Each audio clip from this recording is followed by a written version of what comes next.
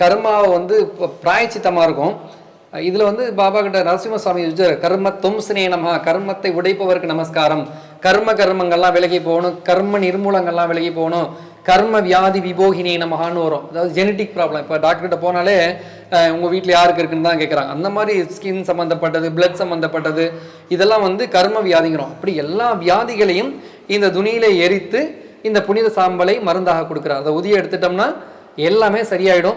அது மாதிரி இந்த மட்ட தேங்காய் பூஜை பாபா கிட்ட ரொம்ப விசேஷம். 9 மட்ட தேங்காய்கள் வைத்து என்ன நம்மளுக்கு பிரார்த்தனைகள் இருக்கோ அந்த பிரார்த்தனையை வேண்டிட்டு இந்த மட்ட தேங்காய் பூஜை வந்து இதை பண்ணோம் அப்படின்னா அவங்களுக்கு பரிபூர்ணமாக நடக்கும். இங்கே துணி பூஜை நடக்கும்.